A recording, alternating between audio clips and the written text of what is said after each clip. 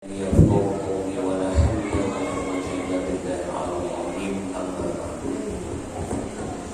Para hadirin jamaah Darussalam rahmatullah, alhamdulillah kita berhadir kembali dan meneruskan majelis taklim setiap Ahad malam Senin yang kita babnya masih dalam kandungan bab fardu kifayah mengenai adalah salat jenazah.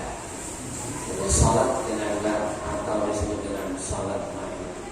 Salat itu kita kemarin belajar maknanya adalah doa. Jadi as-salat wa hiya ad-doa. Salat itu maknanya secara logat adalah doa. Nah, jadi salat fardu kifayah ini terkandung doa di situ. Cuman bapak-bapak yang dirahmati Allah, setiap salat itu diawali dengan takbir, diakhiri dengan salam. Jadi awalnya takbir, akhir salam, berarti itu salat. Nah, termasuk bagian daripada diawali takbir, diakhiri salam adalah sujud syukur. Jadi sujud syukur itu diawali dengan takbir, diakhiri dengan salam. Sujudnya sekali aja. Nah, oleh karena itu maka wajib melakukan syarat sebagaimana salat fardu. Di antaranya adalah wudu, yang kedua adalah menghadap kiblat, yang ketiga adalah menutup aurat. Jadi kalau misalnya salat fardu kifayah kada berwudu, tidak ada wudu, maka menurut pendapat Imam Syafi'i tidak sah salat. Ada yang imam yang lain yang mengatakan sah, tapi kaul ini sangat baik sekali. Karena mayatnya banyak utang, gak usah salah kubur, kubur aja sudah. Apa banyak utang mayatnya? Mau ngalahin dia, aku kubur aja supaya lebih baik. Nah, termasuk juga yang ini adalah sujud syukur. Nah, sujud syukur itu syaratnya adalah wudu, tidak berhadas, yang kedua menghadap kiblat, yang ketiga menutup aurat. Kalau sujud syukur masuk main bola ya, Ivan Dimas gitu. Ya Pak. Masuk kalau sujud syukur menghadap Makkah, kau menghadap Amerika kan ya? Baru ada menghadap kiblat, ada bercelana pendek lagi. Mungkin ekspresinya ya boleh-boleh aja ya. Cuma itu tidak dikatakan ibadah namanya. Nah, ini yang bid'ah. Ini namanya. Nah, tapi nggak ada yang mengatakan beda. Coba katakan kita nih, dimarahi orang. Tapi kalau yasinan di luar rumah kita, coba. Yang tadi kita kembali ke fardu kifayah. Jadi sholat yang dihadiri adalah mayatnya yang hadir di depan kita. Yang kemarin kita sudah belajar dalam hadis Nabi Sallallahu Alaihi Wasallam. Peletakan mayat ke kanan ke kiri kepalanya itu no problem. Yang penting adalah sunnahnya itu kalau mayat laki-laki di pintangan kepala bahu, kalau mayat perempuan imamnya berada di punggung. Itu aja Pak ya. Jadi ini mayat apa nih? Oh, mayat perempuan ke punggung lah. Kalau mayat laki-laki ke dada lah, tempat kepala. Nah, secara logika ya, secara spiritual wallahu itulah yang dilakukan Nabi. Karena ulama-ulama berpendapat itu boleh-boleh aja. Berpendapat entah salah atau benar kan namanya pendapat. Nah, kalau perempuan kenapa di punggung? Secara logikanya karena bagian yang terbanyak itu di punggung. Nah, kalau kita mengangkat perempuan kan di punggung, yang agak apa namanya itu, yang beratnya itu.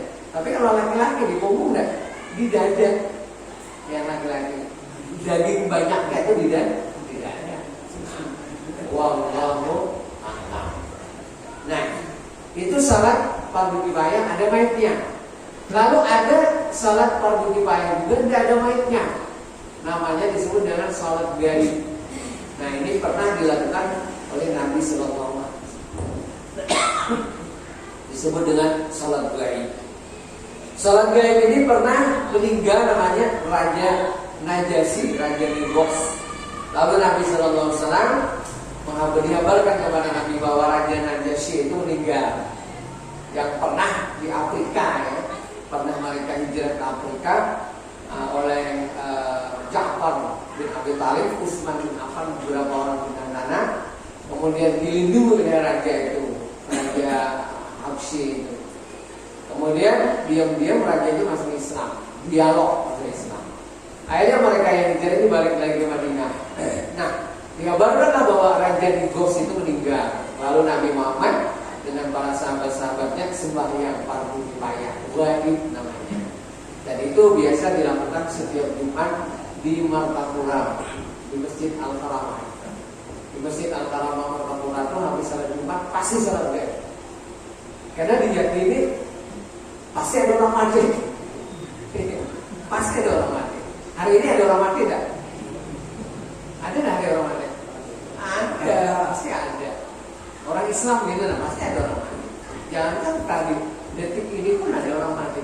Cuma dia tidak ada mau mati apa? Detik ini pun juga ada.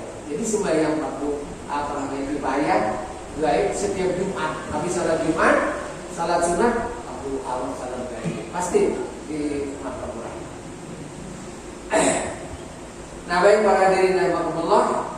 Nah, kalau misalnya kita tidak sempat ya untuk salat di masjid misalnya, mayatnya keburu dibawa ke pasar baru, sembahyang sudah dimasukkan ke kubur, lalu kita datang ke keluarganya, kakaknya kan saudaranya. Nah, apakah boleh salat di atas kubur? Boleh, dan itu dilakukan. Dalam hadis riwayat Al-Qudni, hadis sahih Nabi sallallahu alaihi wasallam, Inna Nabi Muhammad sallallahu alaihi wasallam shalla ala kabri pada syahrin. Bahwa Nabi Muhammad sallallahu alaihi wasallam pernah mensalatkan seorang jenazah, seorang sahabat di atas kuburnya setelah sebulan. Setelah sebulan. Kalau beberapa hari, beberapa minggu tidak apa-apa. Karena diyakini untuk wilayah Saudi Arabia itu kurang lebih 3 bulan, 4 bulan hancur. Jadi ketika kurang daripada 3 bulan boleh disalatkan. Kenapa? Karena dia mayatnya tidak hancur. Kalau di Indonesia ini kurang lebih menurut penelitian 6 bulan. 6 bulan. Mungkin karena daerahnya tidak begitu panas ya. 6 bulan itu hancur. Jadi kurang daripada 6 bulan, ya sebulan lah. Kalau batasan di sini sebulan. Karena Nabi pernah sebulan. Jadi setelah meninggal baru kesembahyang di kubur. Lalu ada orang melihat, menyembah kubur dia itu lah. Padahal sudah dikubur. Nah, kemudian kemarin meninggal almarhum guru sekumpul itu kan tidak sempat salatkan waktu beliau meninggal. Kita sehari 2 hari sampai ke sana salatkan di atas kubur. Sebagaimana biasa salat dia. Anak jauh-jauh aja. Gampang aja Pak. Apalagi cuma yang dibaca. Fatihah, salawat, Allahumma fillah warahmatullah. Selesai. Paling semenit Allahu Akbar. Diam-diam aja. Nah, itu salat namanya di atas kubur. Nah, bagaimana kalau misalnya orang memang tidak hancur? Kayak modelnya diyakini adalah Datuk Arsyad Al-Banjari, orang ulama yang dia tidak hancur. Bukan dia ulama. Ada orang di Gunung Guntur ya, misalnya di mana Gunung Guntur ada kuburan enggak gitu. Ada di Gunung Guntur itu pernah mendengar kabar seorang laki-laki itu kemudian longsor, karena di gunung longsor, kemudian ada mayat yang tidak hancur, tidak hancur. Padahal itu udah bertahun-tahun. Kalau tidak salah itu orang Buntun. Jangan main-main dengan orang Buntun ini. Ya, laki-laki, ya, tidak hancur, sama sekali tidak hancur. Akhirnya dihubungkan lagi. Nah, boleh tidak misalnya dia kan tidak ada hancur kita menyembahyangkan? Tidak, karena tidak sejaman dengan kita. Kayak dari Arsyad Al-Banjari itu, kita tidak sejaman, walaupun misalnya mayatnya tidak hancur. Nah, para hadirin rahimakumullah yang dirahmati Allah. Nah, bedanya karena memang kalau niat Tuhan ada mayat yang hancur, ada yang mayat tidak hancur. Itu ada. Dia ini ada yang tidak hancur. Saya dengar juga di Sulawesi ada namanya mereka-mereka yang punya tarekat Qadiriyah Qadiriyah ya, misalnya punya tarekat itu yang punya bersilsilah sampai kepada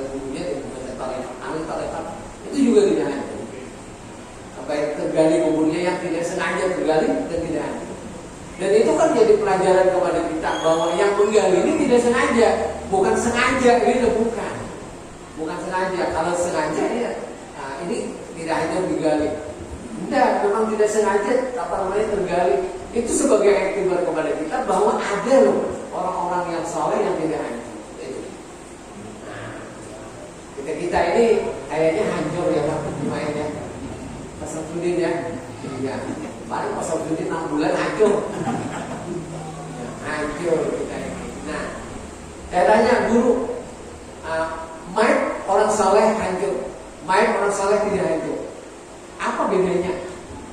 Para nabi diyakini itu tidak hancur. Nabi Muhammad tidak akan hancur. Diyakini 100% tidak hancur. Walaupun meninggal sudah ribuan tahun yang lalu, para nabi itu tidak hancur. Nah, bedanya ini mayat yang hancur, ini mayat yang tidak hancur. Sama dua-duanya orang soleh. Sama orang-orang hebat, ya, ahli ibadah, orang soleh, orang bertakwa. Yang mayat yang tidak hancur ini mendapat nikmat dari Allah Ta'ala, ya. Ini juga mendapat nikmat dari Allah Ta'ala yang hancur. Nah, kenikmatan yang diberi Tuhan kepada badannya yang tidak hancur itu lebih hebat daripada yang hancur. Padahal sama dulu. Nah, inilah karamahnya daripada orang yang tidak hancur. Contoh yang konkret itu adalah sahabat Nabi, paman Nabi, namanya Hamzah bin Abdul Muttalib. Itu dia. Hamzah bin Abdul Muttalib yang dikuburkan di Uhud, di bawah gunung Uhud. Nah, itu tidak hancur. Dan sampai sekarang tidak hancur. Nah, bapak-bapak yang dirahmati Allah Subhanahu wa Ta'ala, ya mudah-mudahanlah kita ini diberkahi Allah Subhanahu wa Ta'ala. Hancur atau tidak hancur, kita tetap mudah-mudahan dapat berkah. Karena yang tidak hancur itu sebiji aja.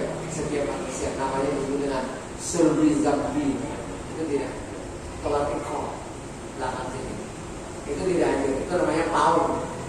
Itu di lebur 1000 derajat dia tidak. Nah, inilah yang bekal hidup kita ya. Kalau padi itu ada namanya bibitnya ya. Nah, ini bibitnya sih tidak hancur.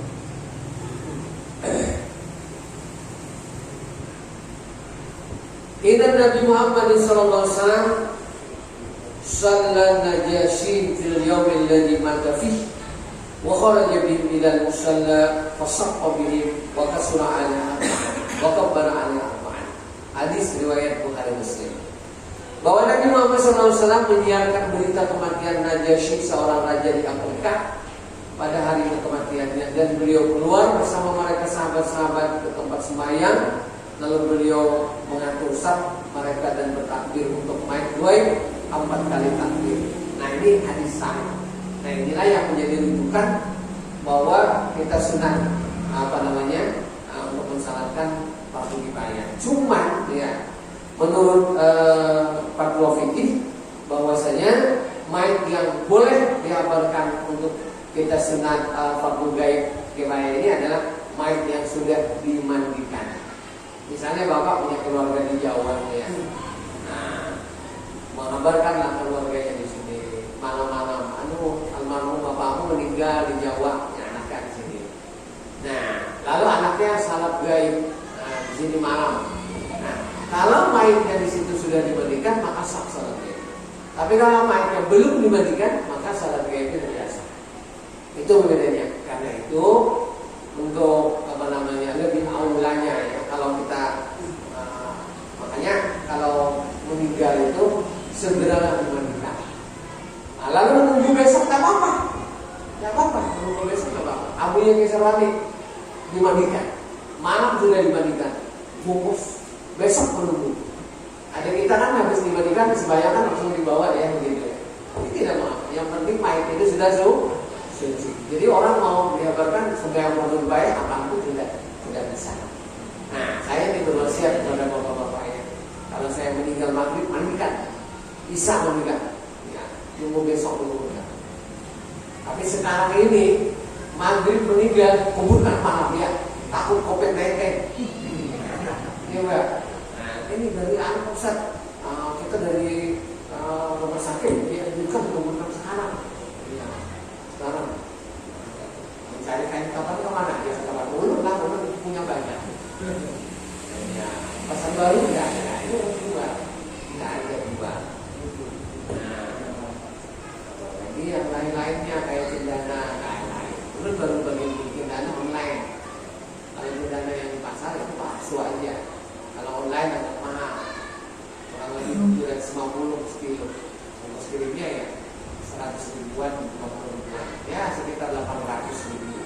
kilo.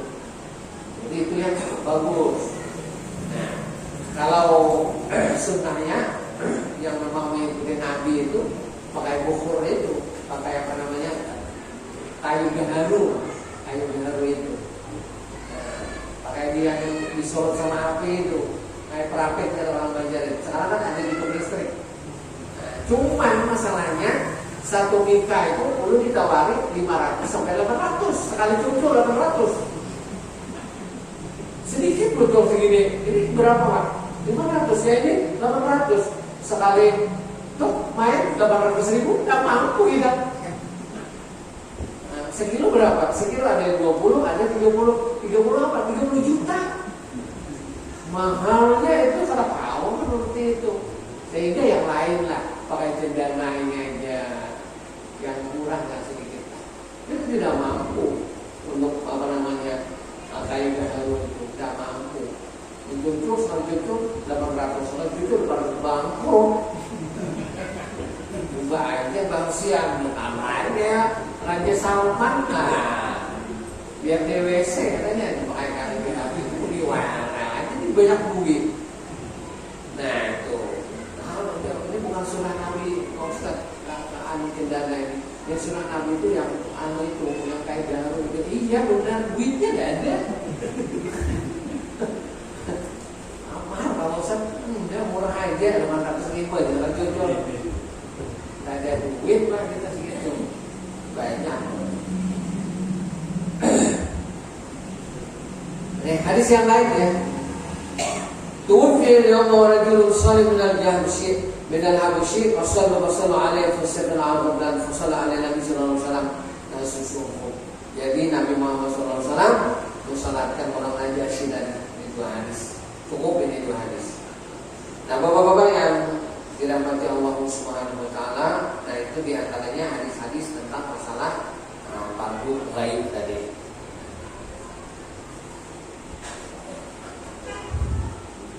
Kemudian penguburan ya. Penguburan ini sekira-kira menggali lubang kubur itu yang aman daripada dibongkar oleh binatang buas. Itu zaman dulu. Sekarang ada nggak binatang buasnya? Nggak ada ya. Paling tidak ya tenggelamnya dari tanah segini. Tapi kalau di sini kan 1 meter ya bawahnya. Nah itu dalam. Kalau di Banjar lebih 1 meter. 3 hasta ya. Tapi hasta yang bawa tangan panjang Pak. Kalau hasta ulu ini kecil betul. Nah, yang panjang ke bawah. Ya kira-kira tidak dibongkar oleh apa namanya binatang buas. Nah kemudian disunatkan lagi ya. Wa an Sa'id bin Abi Waqqas radhiyallahu anhu. Sa'id bin Abi Waqqas radhiyallahu anhu. Sa'id bin Abi Waqqas ini termasuk seorang tokoh sahabat yang mustajab dakwah. Saya ingat. Nah, sahabat-sahabat itu setelah Nabi wafat, Pak. Nah, ketika musim kering, tidak ada hujan di Madinah, sama sekali tidak ada hujan. Setahun pun tidak ada hujan. Akhirnya binatang-binatang itu ada yang mati kehausan, pokoknya susah cari air. Lalu sahabat-sahabat ini mendatangi kepada Sa'id bin Abi Waqqas. Apa yang dilakukan? Meminta doa kepada beliau. Dia Sa'id bin Abi Waqqas, engkau dikenal dengan mustajab dakwah, kau pinta kepada Allah akan dikabulkan. Kami memohon kepadamu bahwa pintalah kepada kami untuk Allah Ta'ala menurunkan hujan. Lalu saya berdoa, hujan. Nah, ini namanya mustajab dakwah. Lalu Sa'id bin Abi Waqqas ini meriwayatkan kenapa bisa seperti itu ya. Punya doa kabul, punya doa kabul. Coba kalau dia misalnya berdoa kabul, kira-kira minta apa dia? Minta bini itu Pak. Bini duit pasti itu kan. Nah, karena duit itu adul Pak, ada duit urusan lancar. Pilkada nggak ada adulnya, nggak lancar. Siramatnya nggak ada. Adul doang, ada duit urusan lancar. Bilangnya nggak ada politik mantap. Nah, saya bin Abi Waqqas. Nah, kedua kabur. Ujar saya bin Waqqas, aku pernah dinasihatkan oleh Nabi dan memohon kepada Rasulullah, ya Rasulullah, bagaimana supaya doa itu mustajab? Lalu Nabi SAW mengatakan seculimit saja kalimatnya, ya Sa'id atik mat'amah mustajab tidak watak. Nah kalimatnya, ya Sa'id perbaikilah makananmu, niscaya Allah akan menerima doa engkau. Nah jadi makanan yang sangat jadi penting. Kalau makanan-makanan subhan apalagi yang haram, wah itu bakalan mustajab, tak ada bakalan. Nah inilah gunanya para tuan guru yang sangat wara itu, yang sama sekali seruan gak ada mau, seruan aja dia tidak mau, undangannya tidak mau. Dia mau makan hartanya yang ditanam, padinya itu yang dimakan. Saya pernah menemui guru ini, namanya Guru Qasim almarhum, waramnya luar biasa. Apalagi dikasih tuh politik mami tidak bakalan, tidak laku sama sedikit itu. Seberapapun ya. Orang mengasih hadiah sama sedikit ngasih duit pun itu di televisi orang tuh kerjanya apa seperti itu. Tidak mau baju apa adanya, beli kainnya di pasar menjahit sendiri, sini bisa menjahit juga. Wah yang luar biasa. Nah, apa yang diminta kabul, apa yang diminta makbul. Sa'id bin Abi Waqqas radhiyallahu anhu qala alhidu li lahdan wasibu ala laban nasban kama suni'a bi Rasulillah sallallahu alaihi wasallam. Riwayat Muslim. Bahwa saya berkata alhidu bikinkanlah aku lahat. Apa pernah dengar ya? Lahat ya. Kalau kubur itu adalah lahat. Lahat itu adalah satu kolongan ya, yang ngepres kalau mayatnya itu dimiringkan, Pak. Nah, kalau mayatnya di kepalanya di sini dimiringkan pas begini. Jadi dia ngepres dia. Jadi kada perlu lagi pakai pakai bantalan mana ada lagi. Nah, lahat itu bisa di tengah kuburan atau bisa di samping. Mungkin di Sulawesi pernah juga nih. Nah, di samping atau di sini sudah digali dalam ini, di samping lagi dikolongin. Namanya itu dimasukkan gitu. Pernah ya? Di Bugis ya, di Banjar begitu. Namanya lahat. Namanya lahat. Kalau di atas kuburan ada belahan lahatan yang pakai dikumpul.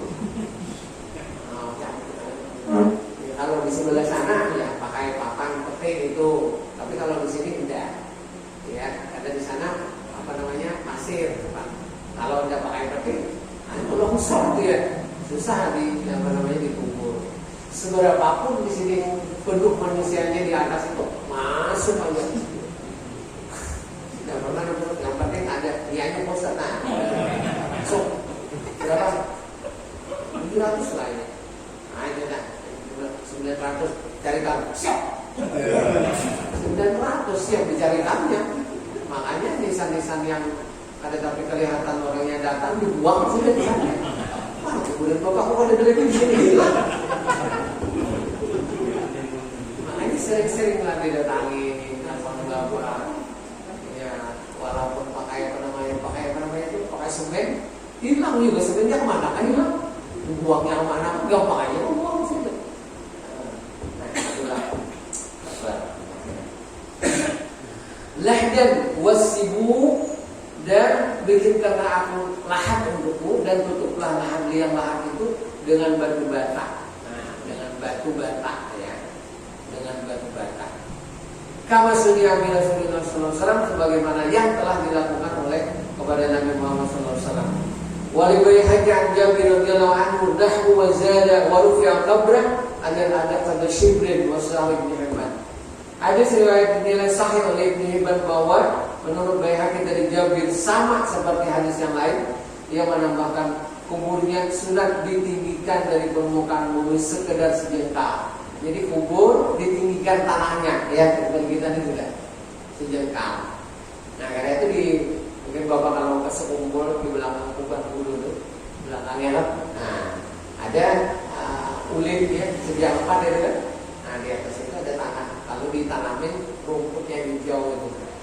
Jadi kelihatannya rapi bersih. Saya melihat kuburan-kuburan di film-film barat itu Pak, kuburan-kuburan orang Nasrani itu rapi, rata ya. Ada tempat jalannya, ada tempat mobilnya. wah luar biasa rapinya, bagus gitu. Kalau kuburan kita sini ada karuan sudah, masya Allah, mau injak. Kita mendatangi kuburan mau mentalkin, bisa nggak ada menginjak kuburan? Nggak bisa Pak. Udah melangkah kuburan, nggak bisa. Semua terlangkah kuburan, semua menginjak kuburan. Kalau dia melangkah menginjak kuburan, udah nyampe di sana, udah di jalan. Nah, ini kesalahan siapa? Nggak ada perlu kita menyalahkan orang, nggak usah. Karena memang awalnya sudah seperti itu ya sudah. Namanya bahasa Banjar camuk namanya. Nah, kalau disusun rapi, insya Allah bisa. Kalau mau bertanding kilo 9 kilo 15, nah sana kejauhan pulang. Maunya para sini aja. Ceritanya para pun gampang menjadi pausan. Biarnya juga dia 2-3 tahun. Nah, bapak-bapak yang dirahmati Allah Subhanahu wa taala. Jadi ditinggikan tadi ya, ditinggikan sedikit tangannya. Wali Muslim radhiyallahu anhu daha Rasulullah sallallahu alaihi wasallam yukhassas al-qabra ayyuqada 'alaiha wa yubni 'alaihi. Menurut riwayat Muslim melalui Jabir radhiyallahu anhu berkata Rasulullah sallallahu alaihi wasallam telah melarang menembok kuburan, duduk di atas kuburan dan membuat bangunan di atasnya. Sampai ke atas kuburan karena orang wah, bangsa ini bahaya bangsa ini. Ini gimana ya Pak ya? Di bawah kuburan, di atas rumah. Iya Pak. Nah, di Balikpapan di tempat lain juga ada ya. Ini hadisnya. Kalau kita misalnya beli rumah, nggak usah di atas kuburan. Nah, katanya sih saya kurang tahu juga. Dulu jalan di atas itu jalan setapak. Kiri kanan itu kuburan. Jadi jalan itu kena kuburan sebaliknya. Maka hari-hari lewat di situ, lewat kuburan terus hari-hari. Nah, sekurang-kurangnya kita melihat kalau misalnya jarak pengubur atau mentarkinkan atau melayani kita melihat kubur, ada yang dibaca. Terus menurut bacaan terus. Entah dibaca terserah aja, pilih aja mau baca salawat, mau baca qul Allahu samad jadi mana bulan mana berpuluh itu aja dibaca. Karena kita menambah kuburan hadiahkan apa yang kita baca ini hadiahkan yang kita semua kita lakukan. Saya meyakini insya Allah yang di dalam kubur yang kita langkah itu insya Allah akan meridai aja yang kita baca. Jadi jangan diam, baca terus. Allah sama langkahnya aja. Karena nggak bisa itu kenapa? Bisa nggak menambah? Nggak bisa. Pak Ustaz dipanggil mau terbang begitu aja nggak bisa terbang. Pak Ustaz pakai permadani terbang nggak bisa. Pasti menambah. Nah, baik bapak-bapak yang dirahmati Allah Subhanahu wa taala. Ayo ada nih, janganlah kau duduk di atas kuburan ya. Wa an Amr bin Rabi'ah radhiyallahu anhu, ali Nabi sallallahu alaihi wasallam salla ala Utsman ibn Makhdum wa al-kabra fa asha alaihi salas hasan wa huwa qa'imun wa rahu. Dari Amr Rabi'ah bahwa Nabi Muhammad SAW mensalatkan jenazah Utsman bin Makhdum yang tadi udah baca tadi. Lalu beliau datang ke kuburannya dan menaburkan tanah kuburnya 3 kali saja berdiri. Nah, namanya Utsman bin Makhdum ya. Hadis yang lain yang tadi tidak ada disebut namanya dari sini tidak disebut namanya. Wa Utsman radhiyallahu anhu kana Rasulullah SAW idza faraga min dafnil mayt waqafa alaihi wa qul astaghfirullah li akhikum wasallallahu sabisa fa'innahu al-an yus'al rawahu Abu Dawud. Dari Utsman bin Affan radhiyallahu anhu bahwa Nabi Muhammad SAW berkata, apabila Rasulullah SAW telah selesai mengumpulkan mayit, lalu beliau berdiri dan bersabda, mohonkanlah ampunan buat saudara kalian, mohonkanlah ampunan buat saudara kalian. Kalau misalnya mayitnya ditalkini, biasanya habis selesai talkin itu Pak Ustadznya itu pasti berdoa, iya Pak ya? Pasti berdoa, Allah maghfir, nah pasti ada. Tapi kalau mayitnya karena ditalkin tidak ada bedanya ya. Tapi kalau kita misalnya mau tetap tinggal di situ ya minimal keluarganya ada yang berinisiatif ya di Banjar itu. Kalau setelah meninggal dikuburkan maka berdiam di kubur itu sambil membaca Allah maghfir lahu warhamhu warhamhu wa'afini wa'fu terus dibaca. Allahumma qina warhamhu wa'afi, kurang lebih 1 jam. Karena 1 jam. Jadi Nabi waktu inilah ketika kita pulang ini, fa innahul an yus'al, bahwa sekarang ini mereka dalam masalah pertanyaan-pertanyaan kubur. Nah, ketika dalam pertanyaan-pertanyaan kubur kita perlu untuk mendoakan.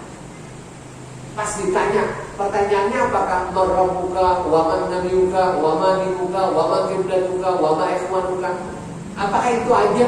Itu intinya aja, itu dasar. Tapi pertanyaannya macam-macam, bukan itu aja. Kalau marabbuka siapa Tuhanmu? Allah. Nah, insya Allah mungkin dapat aja. Siapa nabimu? Muhammad. Di mana kiblatmu? Ka'bah. Saudaramu kaum muslimin, wal muslimat. Kalau yang itu aja. Kalau pertanyaan yang lain, kemarin waktu pilkada dapat duit juga kan?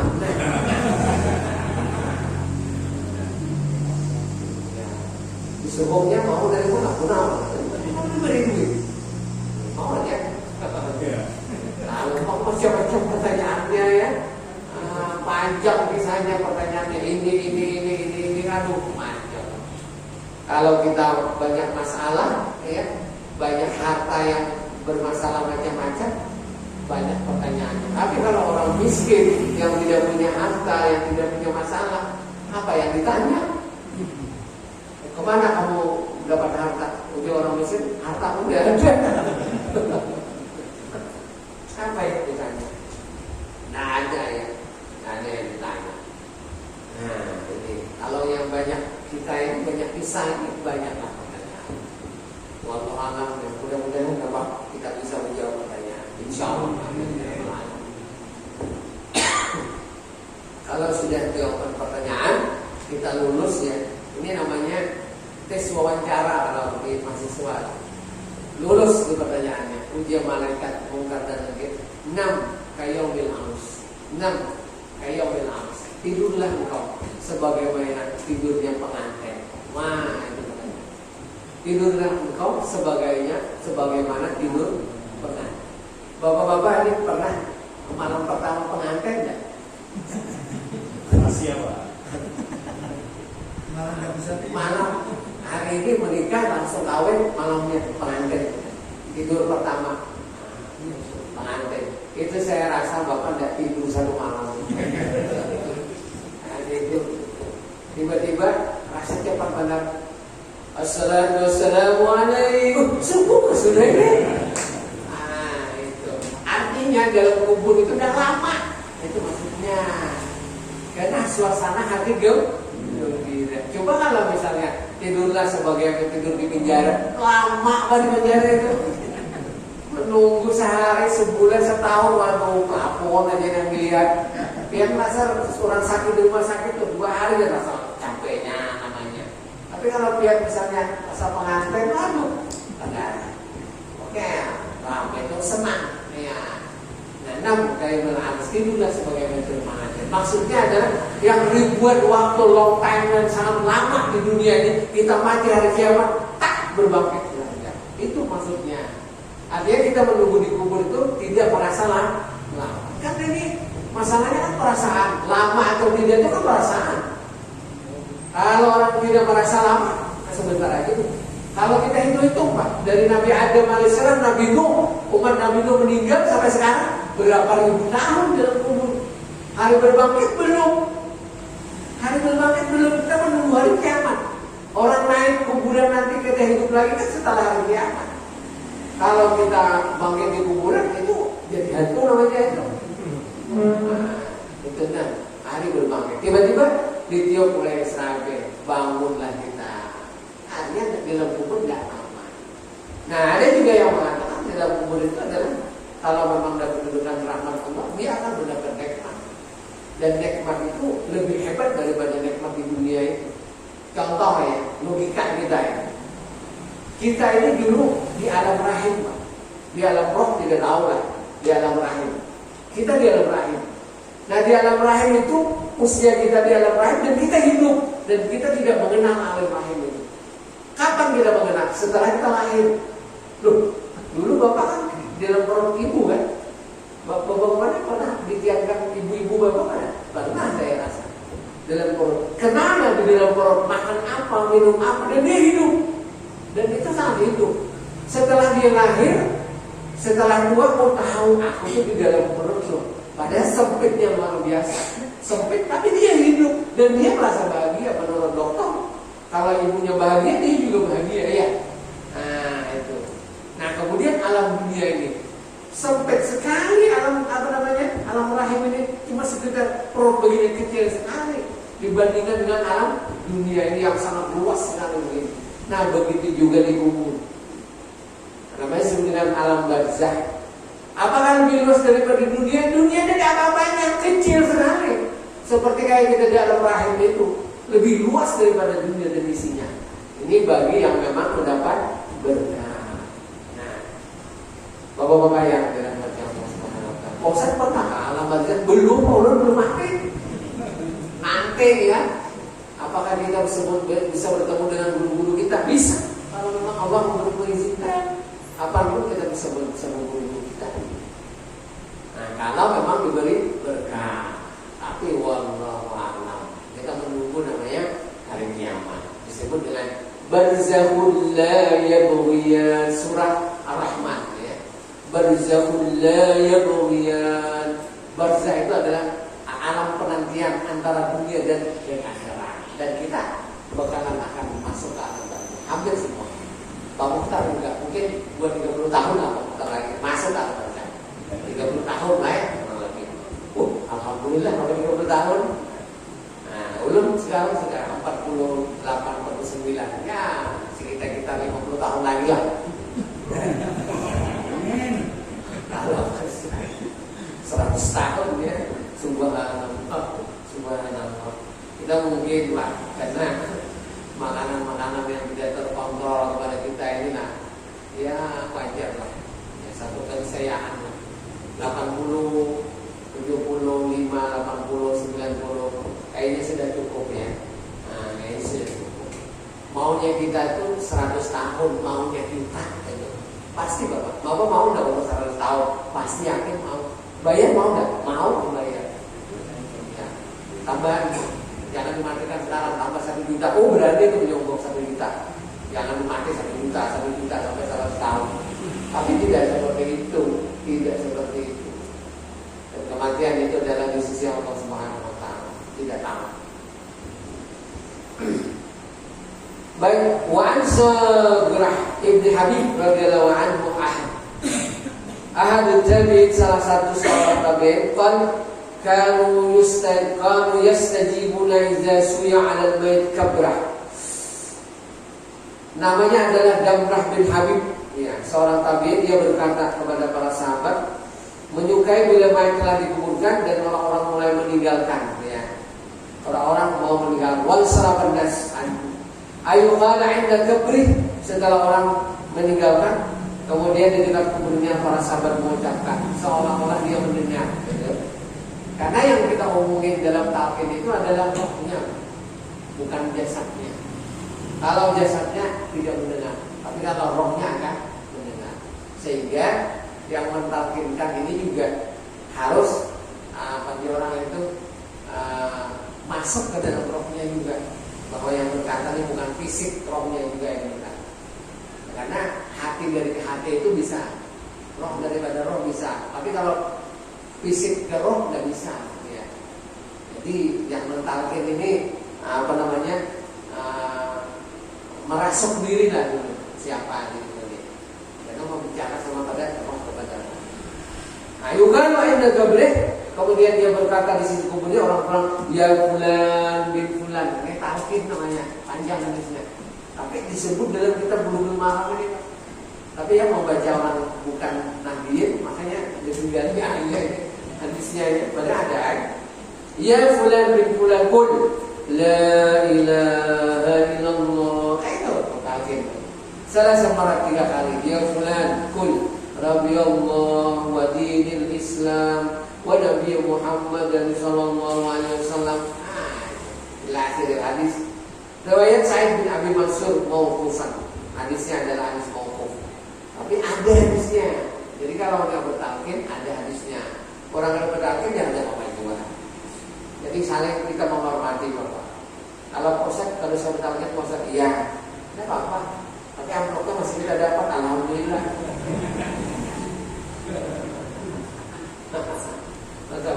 Apa ya? Bertalkin Ustaz, nggak bertalkin mau bertalkin silahkan, mau. Dan jangan jadi apa namanya? Jadi permudulan apa namanya? Perbedaan-perbedaan yang dibuat sehingga Islam itu terkotak-kotak, terpecah-pecah gara-gara masalah-masalah ini.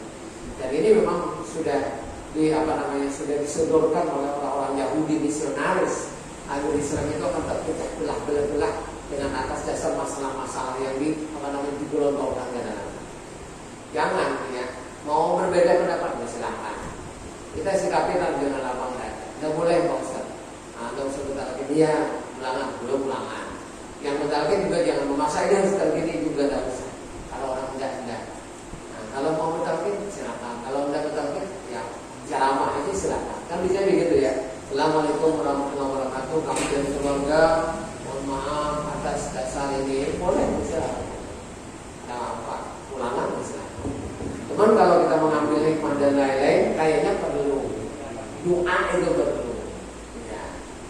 Nah, doa itu perlu. Karena orang dikubur itu amat memerlukan doa. Nanti dia masuk kubur, merasa apa yang dia inginkan, pasti doa. Dua orang yang itu lagi, anak dia, keluarga dia, pasti doa. Ya doa. Allah maghfirli wa walidayya warhamhuma kama rabbayani. Itu doa anak. Ya. Kalau secara umum Allah maghfirli warhamhu wa'afini. Nah, ulang-ulangi nanti kata ya Allah ampunilah dosa orang. Maafkanlah kesalahannya. Kemudian kasihanilah dia. Luar biasa. Kalau mendoakan memang ada amin ikhlas satu orang dia ikhlas asam kamu. Kalau dikabulkan Allah Taala selamat sudah. Apa namanya nih yang main ini nah itu pergi. Asam sedih pergi main itu kalau mati perlu doa. Oh nggak usah pusat saya sudah cukup aja saya sendiri berdoa. Oh hebat betul. Kita perlu ya. Jadi dari Rabbi Allah, Tuhanku Allah, agamaku adalah Islam. Wassalatu faridati, dan sembahyang itu adalah kefarduan. Wa Ibrahimu khalilu anhu ana wa asyrafu qawli la ilaha illallah, dan aku hidup dan aku mati hanya dengan mengucap la ilaha illallah. Yang paling ditakuti oleh iblis itu kalimat itu, la ilaha illallah. Nah inilah namanya keluarlah sekian macam tarekat namanya. Tarekat itu zaman tabiin, zaman Nabi tidak ada ya. Cuma sanadnya aja ke Ali bin Abi Thalib. Tarekat sama semua yang dibaca la ilaha itu dilazimkan, baca lazimkan.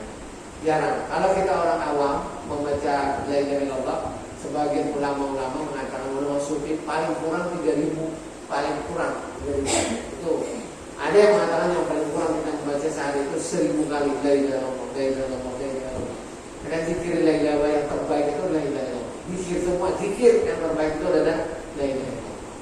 Nah kemudian ada yang disebut dengan zikir taqarruban, ada yang kedua zikir hasanah. Zikir taqarruban itu orang yang membaca zikir bersanad.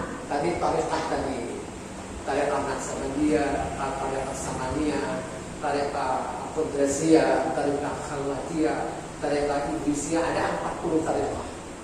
Nah, yang mengeluarkan tarekat Samaniyah Khalwatiyah itu adalah Datuk Asad Al-Banjari yang sampai sekarang dikeluarkan lagi oleh Abu Zaid Sohumur. Tarekat namanya Samaniyah. Saya juga mendapat informasi tarekat Samaniyah itu adalah dikeluarkan di Boni, di Waru namanya. Ada namanya Abdul Wahab Bugis. Abdul Wahab Bugis ini adalah orang Bugis yang dikawinkan oleh Datuk Asad Al-Banjari di Martapura sama anak beliau namanya Fatimah. Nah, saya pernah dan sering ziarah ke kubur Abdul Wahab Bugis di Tungkaran di Martapura. Kata orang Bugis di Bugis sana di Boni, katanya kuburan Abdul Wahab Bugis itu ada di Bugis. Saya pernah ziarah ke sana katanya. Ada 2 kuburannya. Nah, beliau ini ke Bugis, lalu mengajarkan namanya tarekat Samaniyah namanya. Tarekat Vipassana. Sampai sekarang ada orang Bugis yang mengamalkan Vipassana. Saya kemarin ketemu ya. Nah itu Bapak dari mana? Kita dapat dari Abdullah Bugis dulu, keturunan yang di Sulawesi. Nah, Abdullah Bugis. Nah itu namanya disebut dengan zikir taqarruban. Zikir taqarruban itu adalah zikir yang ingin mendekatkan takarub kepada Tuhan. Kalau zikir hasanah, ini namanya zikir kebaikan. Kapanpun boleh. La ilaha illallah, la ilaha illallah. Boleh di depan mimpi. La ilaha illallah, la ilaha illallah. Melihat wanita cantik. La ilaha illallah, umayyana, umayyana, umayyana. Ada ingat lagi la ilaha illallah. Umayyana itu deh. Nah, boleh.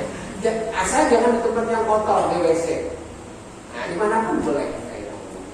Itu namanya zikir hasanah. Hasanah itu adalah dia dapat kebaikan. Kalau taqarruban ini orang yang ingin mendekat kepada Allah Ta'ala. Dan menurut cerita almarhum sekumpul itu masih kurang lebih umur 5, 6, 7 tahun itu membaca zikir la ilaha illallah itu sudah 70.000 per hari. 70.000 masih anak-anak. Tapi ada yang membimbing, yang membimbing namanya murabi mursyid. Beliau adalah Berau, orang Berau, kuburannya di Berau. Namanya Datuk Ali Junaid. Datuk Ali Junaid. Tapi keturunan Datuk Asad katanya di Berau. Nah, situ yang murabinya. Nah, karena kalau membaca zikir sekian banyak itu, kalau tidak ada yang membimbing murabinya, panasan ya, habis gila. Bisa manut otak kan. Nah, tidak sedikit ada beberapa orang yang saya dapat yang sampai sekarang tapi sudah agak tapi lama. Jadi diangkat la ilaha illallah. Nah, yang sangat gampang kalau di sekumpul tidak lewat tidak zikir ya. Kalau Guru Saman kan zikir. Guru Saman itu tarikannya zikir. Kalau sedang zikir itu, sedang asik itu, air teh yang menggurak itu, air teh itu baru diminum itu apa? Kalau kita menunggu lidah itu apa? Abu Bakar segap gitu. Nah, sini mandi itu air menggurak tuh kan. Kalau dalam suasana apa namanya jazab dengan zikir. Nah kalau di sekumpul enggak, kalau di tarikan dulu ini enggak, tarikan dulu itu salawat. Allahumma shalli ala sayyidina Muhammad wa ala alihi. Gampang sekali. Itu aja dibaca. Di mana-mana baca salawat, di mana-mana baca salawat. Di depan TV baca salawat. Salawat Allahumma shalli ala sayyidina Muhammad. Tidak pamer ya, jadi kita tidak pamer, cuma membiasakan.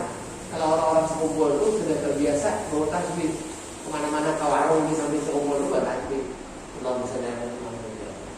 Baca salawat. Ada kita ini ke pasar baru warung ini bisa subhanallah, woi luar biasa. Kita masuk kaki pos mau dipotong. Ada orang lalu ini sudah ini sombong jadinya kan. Kalau di mata orang biasa, karena orang sudah biasa. Ya. Apalagi yang di Balikpapan ini kan membaca apa tasbih ini sekarang ini tasbih bid'ah, semuanya bid'ah. Kalau sudah ada bid'ah, nyanyi ada bid'ah sendirian. Rupanya surga habis di lokeng ya seorang masuk surga sudah.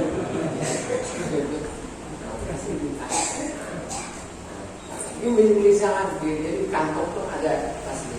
Kalau kita duduk di mana-mana menunggu apa, itu salah. Jadi tenang aja. Nah besok menunggu antrian dapat 750 di Pemkot itu bawa tasbih. Biar aja menunggu lama. Dapat 1000, 2000. Nah sejam proses menunggu. Nah, sambil belajar salawat. Duit dapat 750, salawat dapat 5.000. Luar biasa ya. Jadi tidak terlalu besar. Tidak terlalu besar mana-mana pun jangan terlalu besar. Kita bikinkan hati kita itu supaya selalu bahagia terus. Di mana-mana aja bahagia aja. Menunggu antrian dapat gas LPG 3 kilo, senang bawa tasbih. Allahumma shalli ala Muhammad, Allahumma shalli ala Muhammad. Tungguin aja. Karena kan menunggu itu sesuatu yang membosankan kan? Sangat membosankan. Tenang aja, bikinlah suasana itu sesuatu yang bahagia. Jangan keluh kesah, guna-guna jangan. Itu pasti memicu adrenalin. Ya ada katanya dokter itu enzim yang jahat itu apabila kita stres, dia bisa masuk kemanapun itu dibikin penyakit. Tapi kalau kita selalu busyra karena bahagia aja, senang aja, tenang aja. Masuk ke rumah, mamanya belum masak, udah apa-apa ke warung, banyak aja warung, pakai duitnya ya, apa ya, tenang aja. Bismillahirrahmanirrahim. Baik, ini kisah kisah juga. Ya ini batuk-batuk kuno ini batuk pemanis saja, bukan batuk mau mati ya. Batuk-batuk manis saja Pak ya. Baik, mudah-mudahan ya bapak-bapak para hadirin yang mulia, kita semua diberkahi oleh Allah Subhanahu wa taala, diberikan taufik hidayah, anak-anak kita menjadi anak yang saleh dan salehah.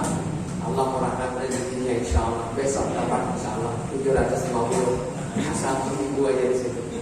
Mudah-mudahan ya. Amin ya rabbal alamin. Bila hadratin Nabi Muhammad sallallahu alaihi wasallam al-Fatihah.